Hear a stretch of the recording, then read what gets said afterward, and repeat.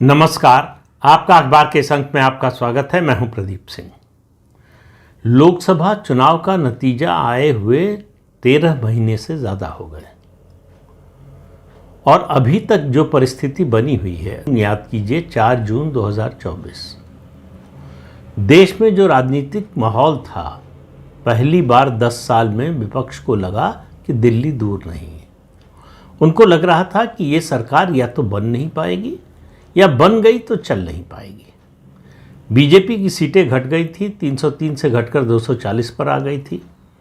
तो पहली बार नरेंद्र मोदी को गठबंधन की सरकार चलानी थी और विपक्ष को लग रहा था कि उसका सबसे बड़ा हथियार यही है कि नरेंद्र मोदी को तो अपने पूरे राजनीतिक जीवन में गठबंधन की सरकार चलाने का अनुभव ही नहीं है। वैसे आपको बता दें कि उनकी पार्टी में भी ऐसे लोगों की कमी नहीं थी जिनको लग रहा था कि नरेंद्र मोदी गठबंधन की सरकार नहीं चला पाएंगे, गठबंधन के साथ ही नरेंद्र मोदी के साथ नहीं चल पाएंगे। ऐसे भी लोग थे और ऐसे लोगों की उम्मीद टिकी थी दो दलों, दो नेताओं पर। एक तेलुगु देशम पार्टी के राष्ट्रीय अध्यक्ष चंद्रबाबू नायडू और दूसरे जनता दल यूनाइटेड के राष्ट्रीय अध्यक्ष बिहार के मुख्यमंत्री नीतीश कुमार। चंद्रबाबू नायडू भी बन गया आंध्र प्रदेश के मुख्यमंत्री।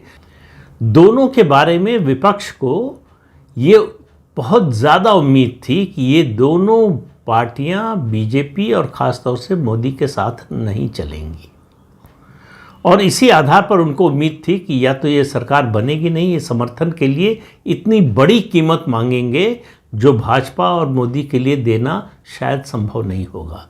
लेकिन मान लीजिए तत्काल रूप से इसके लिए तैयार भी हो जाए तो मांग इनकी इतनी बढ़ती जाएगी कि भाजपा उसके बाद इस सरकार को चला नहीं पाएगी। तो ये सरकार वो मानकर चल रहे थे कि कम से कम 6 महीने, ज़्यादा से ज़्यादा 1 साल, इसमें ये सरकार गिर जाएगी। अब परिस्थिति वर्तमान में क्या है कि ये दोनों गठबंधन के साथी दल जितनी मजबूती के साथ बीजेपी के साथ खड़े हैं, कई बीजेपी के नेता भी मोदी के साथ उस तरह से नहीं खड़े हैं। अब ये विपक्ष की बेचैनी का सबसे बड़ा कारण है। लेकिन सबसे बड़ा कारण की जब बात कर रहा हूं तो आपको सूची बनानी पड़ेगी और सूची में कौन किस कारण को या किस मुद्दे को सबसे ऊपर रखे, ये सबसे मुश्किल काम होगा, तय नहीं कर पाएंगे। देखिए, किसी भी विपक्षी दल के लिए संसदीय राजनीति में सबसे बड़ी बात होती है एक नैरेटिव की, जो सरकार के खिलाफ वो बना सके और जो लोगों को समझा सके। पिछले 11 साल से विपक्ष पूरी तरह से इसमें नाकाम रहा है और विपक्ष की बात करें तो सबसे बड़ी नाकामी कांग्रेस पार्टी की है, क्योंकि वो विपक्ष की सबसे बड़ी पार्टी है, सत्ता की प्रमुख दावेदार है और उसके पास कहने को एक युवा नेता है जिसके पास सत्ता का कोई बैगेज सीधे व्यक्तिगत रूप से नहीं है लेकिन पार्टी का है। तो प्लस पॉइंट तो बहुत थे राहुल गांधी के पास, लेकिन उनको वो अपॉर्चुनिटी में कन्वर्ट नहीं कर पाए, इन चुनौतियों को वो अवसर में बदल नहीं पाए। केवल उम्मीद के सहारे और दूसरा झूठ के सहारे। उन्हें लगा कि ये जंग जो है उम्मीद और झूठ के सहारे जीती जा सकती है। उम्मीद ये कि भाजपा के जो सहयोगी दल हैं वो उससे छिटक जाएंगे और भाजपा जो है बहुमत खो देगी और सरकार गिर जाएगी। झूठ ये कि एक के बाद एक झूठ खड़ा करते जाओ, कोई ना कोई तो लगेगा, कोई ना कोई तो चल जाएगा। तो शुरुआत तो इसी से हुई थी कि ये सरकार जो है स्थायी नहीं है, स्थायित्व नहीं है इसमें, ये गठबंधन की सरकार है जो ज़्यादा दिन तक चलेगी नहीं। और दूसरा, उनके पास जो कहने को मुद्दा था कि मोदी को तो अनुभव ही नहीं है गठबंधन की सरकार चलाने का। अब ये बात लोग भूल जाते हैं कि 2004 तक कांग्रेस को भी अनुभव नहीं था। कांग्रेस ने भी कभी गठबंधन की सरकार नहीं चलाई थी, बल्कि गठबंधन की सरकारों को गिराया ज़्यादा था चलाने की बजाय। लेकिन 2004 से 2014 10 साल कांग्रेस के नेतृत्व में गठबंधन की सरकार चली और उस समय जो नेतृत्व था, चाहे आप मनमोहन सिंह की बात कर लें या सोनिया गांधी की, उनकी तुलना में राजनीतिक दृष्टि से नरेंद्र मोदी का तो कोई मुकाबला ही नहीं है। नरेंद्र मोदी के सामने ये लोग कहीं टिकते ही नहीं हैं। ये बात कहने की नहीं है, ये 11 साल में और उससे पहले 12-13 साल तक मुख्यमंत्री के रूप में ये करके नरेंद्र मोदी दिखा चुके हैं। तो एक उसकी दुकान थी, विपक्ष ने खोली थी लोकसभा चुनाव के दौरान, संविधान की दुकान। वो चुनाव का नतीजा आने के बाद वो दुकान बंद हो गई। हालांकि उस दुकान को फिर से चलाने की कोशिश हुई, लेकिन एक बार जो प्रोडक्ट मार्केट से बाहर हो जाए उसको रीलॉन्च करना मुश्किल होता है। उसका सबसे बड़ा उदाहरण तो राहुल गांधी ही हैं। कितनी बार लॉन्च कर चुकी कांग्रेस पार्टी, वो लॉन्च होने को ही तैयार नहीं है, उनको लोग स्वीकार करने को ही तैयार नहीं है। तो ये जो संविधान की दुकान थी वो फिर से लॉन्च नहीं हो पाई। तो अब दूसरे मुद्दों की तलाश थी। तो दूसरे मुद्दों में तलाशा ये कि जाति की गणना करवाई जाए। भाजपा की ताकत राष्ट्रवाद और हिंदुत्व है, और इसको तोड़ने के लिए ज़रूरी है कि देश को जातियों में और ज़्यादा खानों में बांटा जाए। लोगों की जातीय अस्मिता का लोगों में जो भाव है उसको जगाया जाए, जो राष्ट्रवाद और हिंदुत्व पर भारी पड़े। इसी तरीके से बीजेपी को हराया जा सकता है। बहुत से विद्वान ये सलाह दे रहे थे कांग्रेस पार्टी को और विपक्षी दलों को, लेकिन उन्होंने इस बात का ख्याल नहीं किया, इस बात को ध्यान में नहीं रखा कि पिछले 11 साल में मोदी ने इसकी काट ढूंढ ली है। आप याद कीजिए 2014 से पहले की भारतीय जनता पार्टी, उसका जातीय आधार इस तरह का नहीं था जैसा आज है। तो मोदी लगातार दोनों कार्ड साथ साथ खेलते रहे, राष्ट्रवाद हिंदुत्व का कार्ड भी और उसके साथ साथ सामाजिक समीकरण साधने का कार्ड भी। ऐसा नहीं कि उन्होंने एक को साधा दूसरे को छोड़ दिया, दोनों को एक साथ लेकर चलते रहे। इसलिए विपक्ष जो है वो समझ नहीं पा रहा है कि आखिर क्या करें कि नरेंद्र मोदी को, बीजेपी को कमज़ोर करें। तो जाति की गणना का कार्ड उनको लगा था कि ये मास्टर कार्ड हमारे हाथ लग गया, इससे हम गिरा देंगे बीजेपी को। पलटवार किया मोदी, चुपचाप सुनते रहे, फिर पलटवार किया और केंद्र सरकार ने अपनी ओर से घोषणा कर दी कि इस बार की जनगणना में जो 2026 में होने जा रही है उसमें जातियों को भी शामिल किया जाएगा। जाति का भी एक खाना होगा, एक कॉलम होगा। अब विपक्ष क्या करे? ज़्यादा से ज़्यादा ये कह सकता है कि हमारे दबाव में आ गए या हमारी नकल कर रहे हैं, इससे ज़्यादा तो कुछ कह नहीं सकता है। अब हालत ये है कि 2015 में जो जातीय गणना कराई थी कर्नाटक की सरकार ने, सिद्धारमैया तब भी मुख्यमंत्री थे, उसको कूड़ेदान में फेंक दिया। राहुल गांधी कह रहे हैं फिर से गिनती कराओ। वो रिपोर्ट कभी सार्वजनिक नहीं की कांग्रेस पार्टी ने, अब फिर से गिनती कराई जा रही है।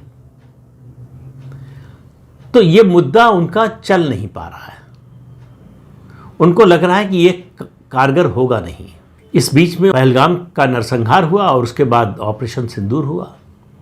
ऑपरेशन सिंदूर का डंका पूरी दुनिया में बज रहा है कि भारतीय सेना ने जिस तरह का पराक्रम दिखाया, मॉडर्न वॉरफेयर में जिस तरह की बढ़त दिखाई, जिस तरह की जीत दिखाई, उसको दुनिया के और ख़ासतौर से पश्चिमी देशों के विशेषज्ञ जो हमेशा भारत विरोधी बयान देते रहे हैं, भारत विरोधी स्टैंड लेते रहे हैं, वो सब तारीफ कर रहे हैं, सिवाय हमारे देश के विपक्षी दलों के। तो विपक्ष को, खासतौर से कांग्रेस को लगा कि ये ऐसा मुद्दा है जिस पर हम पूरे विपक्ष को एकजुट कर सकते हैं। लोकसभा चुनाव में तो उस तरह से कर नहीं पाए जैसा चाहते थे, अब कर सकते हैं। मोदी ने फिर एक मास्टर स्ट्रोक चला, उन्होंने विपक्ष में ही बिखराव पैदा कर दिया। 32-33 देशों में पार्लियामेंट्री डेलीगेशन भेजे और उनमें विपक्ष के प्रमुख नेताओं को चुन चुन कर उनका सदस्य बनाया और उस पूरे डेलीगेशन की अध्यक्षता कांग्रेस के वरिष्ठ नेता शशि थरूर को सौंप दी। अब कांग्रेस के गले में अटक गए शशि थरूर, न निगल पा रहे हैं न उगल पा रहे हैं। शशि थरूर की योग्यता पर उनके विरोधी हों चाहे समर्थक हों, किसी को कोई शक नहीं है। अब कांग्रेस पार्टी शशि थरूर के खिलाफ बोले कैसे? तो एक ही तरीका उसके पास बचा था कि उनको इग्नोर करे, उनकी उपेक्षा करे, जो कि कर रही है। लेकिन इससे शशि थरूर को तो कोई फर्क पड़ता नहीं। लेकिन नरेंद्र मोदी ने ऐसा किया कि इस पार्लियामेंट्री डेलीगेशन के जरिए विपक्ष के जितने प्रमुख नेता थे वो सब जाकर दुनिया भर में भारत सरकार का पक्ष रख रहे थे, और यहाँ देश में राहुल गांधी चीन और पाकिस्तान का पक्ष रख रहे थे। वो पूछ रहे थे कितने राफेल गिरे, कितने जेट गिरे हमारे, बताइए।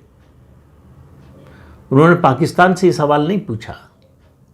और राहुल गांधी का अगर आप ट्रैक रिकॉर्ड देखेंगे तो हमेशा चीनी जो मिलिट्री हार्डवेयर है उसकी प्रशंसा करते रहते हैं। एक शब्द कभी आपने भारतीय मिलिट्री हार्डवेयर की प्रशंसा करते हुए राहुल गांधी से नहीं सुना होगा। उसको घटिया बताने का कोई मौका छोड़ते नहीं। मेक इन इंडिया को फेल्योर बताने का कोई मौका छोड़ते नहीं। पूरी दुनिया भारत के मिलिट्री हार्डवेयर की ओर से बड़ी उत्सुकता की नज़र से देख रही है। तमाम दुनिया के देश खरीदना चाहते हैं भारत से, लेकिन राहुल गांधी को उसमें कोई अच्छाई नज़र नहीं आती है। तो चीन की मदद के लिए राफेल, जो फ्रांस से हमने जो लड़ाकू विमान खरीदा है, उसके खिलाफ अभियान शुरू हुआ कि राफेल तो फेल हो गया इस ऑपरेशन में। किसी ने कहा 3 राफेल गिरा दिए पाकिस्तान ने, किसी ने कहा 4 गिरा दिए, किसी ने कहा 5 गिरा दिए। फ्रांस की जो कंपनी जो ये राफेल फाइटर जेट बनाती है, उसका हाल ही में बयान आया। उसने कहा कि हमारा एक भी जेट गिरा नहीं है। एक जेट में कुछ टेक्निकल स्नैग आ गया था, उसे भी ठीक कर लिया गया। और सबसे बड़ा धमाका किया हमारे उप सेनाध्यक्ष राहुल सिंह ने। प्रेस कॉन्फ्रेंस में जो कुछ उन्होंने बताया, उससे केवल विपक्ष की तो बात ही छोड़ दीजिए, केवल पाकिस्तान नहीं, चीन हिल गया है। चीन को उन्होंने पूरी तरह से एक्सपोज कर दिया। अभी तक भारत सरकार चीन के बारे में ऑपरेशन सिंदूर के संदर्भ में बोलने से बच रही थी। उन्होंने कह दिया कि रियल टाइम इंटेलिजेंस प्रोवाइड करा रहा था चीन सैटेलाइट के जरिए पाकिस्तान को। पाकिस्तान को मालूम था कि हमारा कौन सा हथियार कहाँ पर तैनात है और कब एक्शन लेने के लिए तैनात है। जो बात उन्होंने नहीं कही कि इसके बावजूद पाकिस्तान कुछ नहीं कर पाया, इसलिए नहीं कर पाया कि उसके पास सब चीनी हथियार थे। उन्होंने कहा 81% मिलिट्री हार्डवेयर जो है पाकिस्तान का वो चीनी है, और इस ऑपरेशन सिंदूर में वो किसी काम नहीं आया। तो उन्होंने कहा कि लाइव लैब बना दिया था चीन ने इस ऑपरेशन को अपने हथियारों को टेस्ट करने के लिए वॉर सिचुएशन में, और वो सारे हथियार, उन्होंने नहीं कहा, मैं कह रहा हूं सारे हथियार फेल रहे। उन्होंने तो केवल इतना कहा कि उस टेस्ट का नतीजा कुछ अच्छा नहीं आया। अब चीन एक्सपोज हो गया कि उसके बाद चीन ने कैसे पूरी दुनिया में ये अभियान चलाने की कोशिश की कि राफेल जो है वो किसी काम का नहीं है। भारत सरकार ने पहले 2300 फिर 2000 ऐसे सोशल मीडिया हैंडल्स को बैन किया है जो ये अभियान चला रहे थे। पर सवाल यह है कि देश के अंदर जो लोग ये अभियान चला रहे थे उनका क्या? मुझे लगता है उन पर बैन तो जो है इस देश का मतदाता ही लगा सकता है, और जब उसको अवसर मिलेगा तो लगाएगा, ऐसी उम्मीद करनी चाहिए।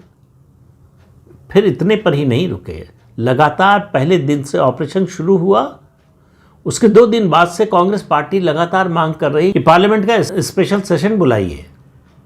और उदाहरण देते हैं कि देखिए 1962 में चीन से युद्ध हुआ, तब नेहरू जी ने बुलाया था। 1971 में पाकिस्तान से युद्ध हुआ तो इंदिरा जी ने स्पेशल सेशन बुलाया था पार्लियामेंट का। अब देखिए कांग्रेस का झूठ ऐसा है कि वो कुछ देर भी अब टिक नहीं पाता। ये सोशल मीडिया का ज़माना है, दी फैक्ट्स बहुत जल्दी सामने आ जाते हैं। ये जो भी भारतीय संसद के कामकाज के बारे में जानता है, संसदीय इतिहास को जो भी जानता है, उसको मालूम है कि नवंबर दिसंबर का महीना जो होता है उसी के दौरान हर साल बिना किसी नागा के संसद का शीतकालीन सत्र होता है। 62 में जब ये सत्र हुआ, जो कह रहे स्पेशल सेशन, तब शीतकालीन सत्र चल रहा था। 71 में भी चल रहा था, कोई स्पेशल सेशन नहीं हुआ था। तो कांग्रेस की पूरी मांग एक झूठ पर खड़ी थी, और ऐसे समय ये मांग की जा रही थी और इस उद्देश्य से की जा रही थी कि मोदी सरकार को, भारत सरकार को नीचा दिखाया जा सके और चीन और पाकिस्तान की प्रशंसा की जा सके। केवल पाकिस्तान ये दावा कर रहा है कि वो जीत गया। अब हालत आसिम मुनीर की भी खराब है और चीन एक्सपोज होने के बाद और ज़्यादा परेशान, चीन की ओर से ऑफिशियल बयान आया जब हमारे उप सेनाध्यक्ष ने ये खुलासा किया उसके बाद कि पाकिस्तान और चीन पड़ोसी देश हैं, दोनों के पारंपरिक संबंध हैं, लेकिन उनके संबंध किसी तीसरे देश के खिलाफ नहीं हैं। जबकि साबित हो गया कि ये संबंध तीसरे देश के खिलाफ ही हैं। तो ये दांव भी नहीं चला विपक्ष का और कांग्रेस पार्टी का। अब हालत कहाँ पहुँच गई है आप समझिए, अंदाज़ा लगाने की कोशिश कीजिए कि जो कांग्रेस का इकोसिस्टम है वो गाली गलौज पर उतर आया है। पॉलिटिकल लोग तो ये करते रहते हैं, दिन रात करते हैं, आप टीवी चैनलों पर देखते होंगे, वैसे भी बयान आते रहते हैं। इंटेलेक्चुअल बिरादरी जो कांग्रेस का समर्थन करती रहती है, एक बुद्धिजीवी हैं जिनको कई बार कोट भी कर चुका हूं, का नाम है सुहास पलशीकर। अब उनके लेख अगर आप पिछले 10-11 साल और ख़ासतौर से पिछले अगर 2024 और उससे थोड़ा पहले, या कहें कि जो ऑपरेशन बालाकोट हुआ था उसके बाद से देखें, राम मंदिर का मुद्दा हुआ, 370 का हुआ, उसके बाद के लेख पढ़ें, उसको पढ़ते हुए आपको लगेगा कि ऐसा ना हो कि इनका बीपी जो है छत तोड़कर ऊपर निकल जाए। और कभी कभी लगता है कि उनका बीपी ऐसा ना हो कि इतना लो हो जाए कि वो अवसाद के शिकार हो जाए, डिप्रेशन में चले जाए। अब उन्होंने तर्क और तथ्य देना बंद कर दिया है, झूठ या सही की तो बात ही छोड़िए। अब वो गाली गलौज पर उतर आए और उनकी निराशा है सबसे ज़्यादा चंद्रबाबू नायडू से। चंद्रबाबू नायडू के लिए किन शब्दों का इस्तेमाल किया है उन्होंने? डोमेस्टिकेटेड एलाई, मतलब पालतू सहयोगी। कहना जो चाहते थे आप भी समझ रहे होंगे कि पालतू कौन होता है, पालता किसे है इंसान। अब एक प्रदेश के निर्वाचित मुख्यमंत्री के बारे में, जो तीसरी बार मुख्यमंत्री बना है, जिसका एक राष्ट्रीय कद है, उसके बारे में इस तरह की शब्दावली का इस्तेमाल केवल हताशा को बताता है और विपक्ष और कांग्रेस पार्टी की निराशा को बताता है। पिछले 11 साल और खासतौर से 1 साल में कांग्रेस पार्टी कोई मुद्दा नहीं तलाश पाई है, कोई ऐसा नैरेटिव नहीं खड़ा कर पाई है जिसके सहारे वो बीजेपी से बढ़त हासिल कर सके, बीजेपी और नरेंद्र मोदी को रॉन्ग बॉक्स में खड़ा कर सके या डिफेंसिव कर सके। अब हालत ये हो गई है कि सीटें घटने के बाद भी प्रधानमंत्री नरेंद्र मोदी और बीजेपी देश का नेशनल पॉलिटिकल एजेंडा सेट कर रहे हैं और विपक्ष जो है बचाव के रास्ते खोज रहा है कि बचे कैसे, इसका जवाब दें तो कैसे दें। ऑपरेशन सिंदूर का उनके पास कोई जवाब नहीं है सिवाय झूठ बोलने के। तो झूठ बोल रहे हैं और झूठ रोज पकड़ा जा रहा है। तो ये जो दौर है, मुझे लगता है कि 2 हिस्सों में बांटकर देखना चाहिए प्रधानमंत्री नरेंद्र मोदी का जो कार्यकाल है उसको। पहला 2014 से 2024 के लोकसभा चुनाव के पहले तक का, बल्कि इसको 3 हिस्सों में भी बांट सकते हैं, 2014 से 19, 19 से 24 और 24 के बाद अब 1 साल 13 महीने जो बीते हैं।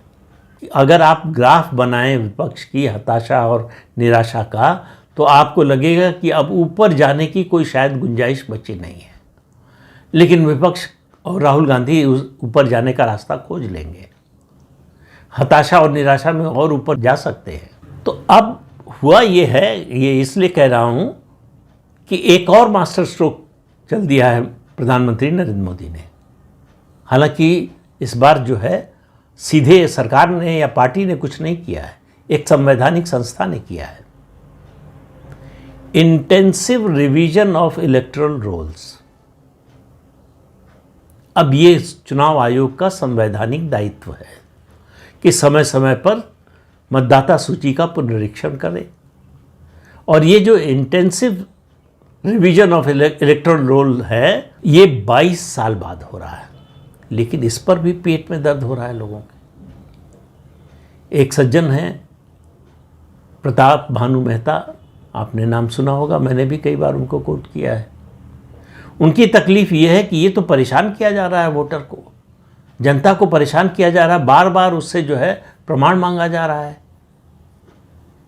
ये वित्तीय संस्थाओं की केवाईसी जैसा हो गया है। अरे भाई, पहली बात तो 22 साल बाद मांगा जा रहा है। और क्या मांगा जा रहा है? आप ये बताइए कि आप इस देश के नागरिक हैं, आपसे और कुछ तो नहीं मांगा जा रहा है। और उसमें तमाम तरह की जो है सहूलियत भी दी गई है कि 2003 से पहले अगर आप मतदाता थे तो आपको कोई सबूत नहीं देना है। 2003 में अगर आपके माता पिता मतदाता थे तो आपको कोई सबूत नहीं देना है। 2003 के बाद जो बने हैं तो परेशानी क्यों हो रही है? परेशानी इसलिए हो रही है कि इसके बाद बेतहाशा बढ़े हैं बांग्लादेशी घुसपैठिया और रोहिंग्या जो वोटर बन गए, या बल्कि मैं कहूँगा बनाया गया है। जानबूझकर एक कैप्टिव वोट बैंक तैयार किया गया है। अब इन लोगों को लग रहा है कि उस पर खतरा आ गया है। इस कैप्टिव वोट बैंक के जरिए न केवल इस देश की डेमोग्राफी बदली जा रही है, बल्कि इस देश के चुनाव नतीजों को भी बदलने का प्रयास हो रहा है। अब उन्हें लग रहा है कि इस पर खतरा आ गया है, लेकिन विरोध कैसे करें? मामला सुप्रीम कोर्ट में है, 10 तारीख को उस पर सुनवाई होनी है। देखिए सुप्रीम कोर्ट क्या रवैया अपनाता है। हालांकि ऐसे मामलों में मुझे तो बहुत ज़्यादा उम्मीद नज़र आती नहीं, लेकिन कभी कभी सुप्रीम कोर्ट आपकी उम्मीद के विपरीत अच्छा कर भी देता है। तो सुप्रीम कोर्ट क्या करेगा इसके बारे में मैं कोई गेस नहीं करना चाहता, कोई अनुमान नहीं लगाना चाहता। लेकिन सवाल यह है कि तर्क क्या होगा कि किसी की नागरिकता अगर संदिग्ध है तो उससे नागरिकता का प्रमाण मत मांगो। ये दुनिया की किस देश में हो सकता है? लेकिन हमारे देश में इसके लिए बड़े बड़े वकील सुप्रीम कोर्ट में खड़े हो रहे हैं।